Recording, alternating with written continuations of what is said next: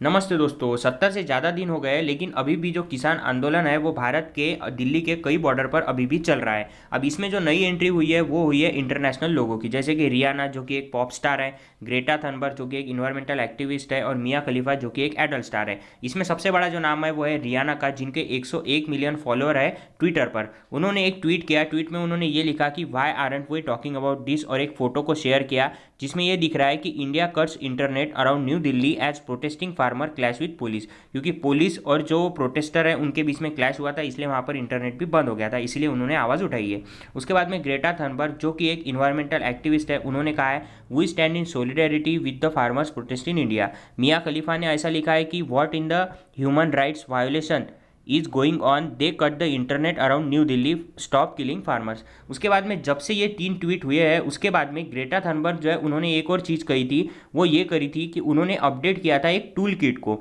अब ये tool kit क्या है इसके बारे में मैं डिटेल में आगे आपको बताता हूँ, लेकिन इसके बाद में ये जो टूल किट है जो उन्होंने अपडेट किया था उसके बाद में उन्होंने इसे डिलीट भी किया है और उसके बाद में उसके लिए अपडेट जो है वो भी उन्होंने शेयर किया है ट्विटर पर। उसके बारे में डिटेल में हम देखेंगे, लेकिन जैसे ही ये 3 लोगों ने ट्वीट किया है उसके बाद में जो गवर्नमेंट ऑफ इंडिया है उन्होंने एक लेटर जो है वो जारी किया है। उस लेटर में उन्होंने ये कहा है कि जो सरकार ने बिल लाया है वो एक प्रॉपर प्रोसीजर के तहत आया है और कुछ लोगों को जिनको यानी जो किसानों को इस पर आपत्ति है उनसे सरकार बात भी कर रही है। उसके बाद में कई सेलिब्रिटीज जो है उन्होंने इस पर रिएक्ट किया, जैसे कि अक्षय कुमार ने ये कहा कि farmer constitute an extremely important part of our country and the efforts being undertaken to resolve their issues are evident, let support an amicable resolution rather than paying attention to anyone creating differences. उसके बाद में जो करण जौहर है उन्होंने ये लिखा कि we live in turbulent times and the need of the hour is prudence and the patience at every turn, let us together make every effort we can to find solution that work for everyone, our farmer are the backbone of India, let us not let anyone divide us, hashtag India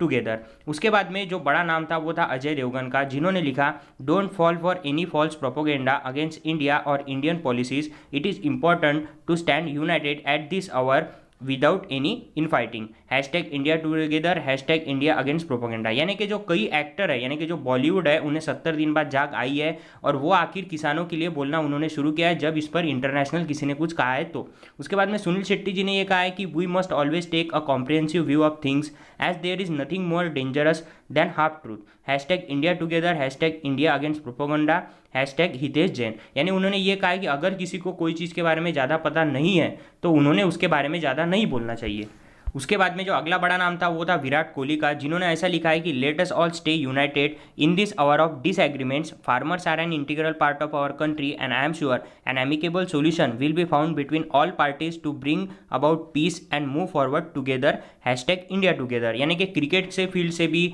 जो विराट कोहली है उन्होंने भी इसका support किया है कि इस काल में जो है वो इंडिया को जो है वो एकत्रित रहना चाहिए। उसके बाद में सचिन तेंदुलकर ने यह कहा है कि India sovereignty can not be compromise, external forces can be spectators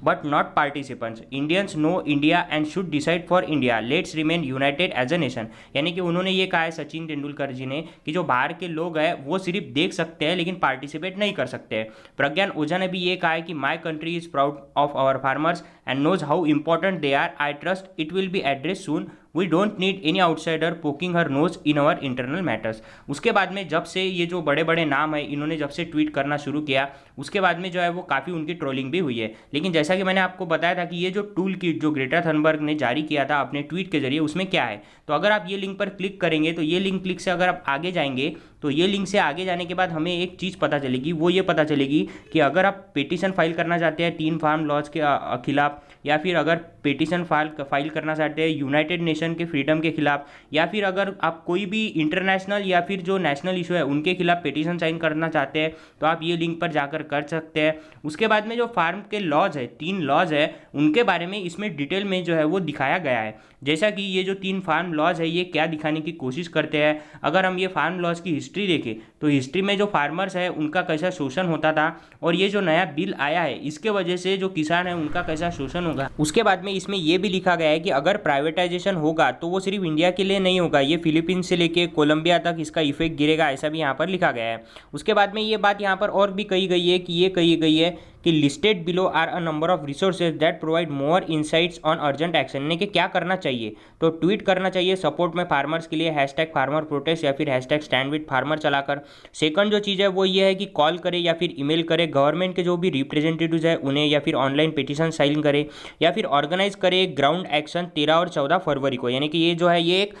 patronise तरीके से ये जो प्रोटेस्ट है ये चलाया जाने वाला है। उसके बाद में अगर हम बात करें कि इसका पार्टिसिपेशन हम कैसा कैसा कर सकते हैं, तो ऑन ग्राउंड जो प्रोटेस्ट होगा उसमें आपको एक वीडियो बनाना है, या फिर अगर रिसोर्सेज की बात करें ऑर्गेनाइज करने के लिए तो आप एक सॉलिडेरिटी का वीडियो भी बना सकते हैं, या फिर हैशटैग स्टैंड विद फार्मर जो है उसके पोस्टर बना सकते हैं, उसके पिक्चर्स बना सकते हैं, और इससे जो है वो ऐसा आप आंदोलन कर सकते हैं। उसके बाद में जो हैशटैग है वो चलाया जाएगा ask India why and via campaign digital campaign, यानी कि जो डिजिटल स्ट्राइक है वो एक प्रकार से करी जाएगी। ये लंबी प्रोसीजर है, 13 से 14 फरवरी तक ये प्रोसीजर चलेगी। उसके बाद में जो हैशटैग है वो भी यहाँ पर दिखाया गया है, और जो अकाउंट है जिन्हें टैग करना है वो भी यहाँ पर दिखाया गया है, जैसा कि PMO, UNDP, UNFO, PMO India, UNDP India, ऐसे अलग अलग जो ट्विटर के अकाउंट है उनका नाम भी यहाँ पर दिया गया है। उसके बाद में जो है वो पिटीशन साइन करने की बात, तो जैसा कि मैंने आपको बताया वो करी ही गई है। यानी कि ये जो मैं प्रोसीजर आपको बताने की कोशिश कर रहा हूँ, ये बताने की कोशिश कर रहा हूँ कि ये जो एक प्रोसीजर है ये एक पूरी प्रोसीजर है जो कि इंटरनेशनल लेवल पर चलाई जाने वाली है, जिसके लिए इंटरनेशनल सपोर्ट जो है वो शायद से लिया जा रहा है या फिर क्या है ये हमें आगे ही पता चलेगा। तो अगर आपको वीडियो अच्छा लगे तो वीडियो को लाइक कीजिए और चैनल को सब्सक्राइब करना मत भूलिएगा। धन्यवाद।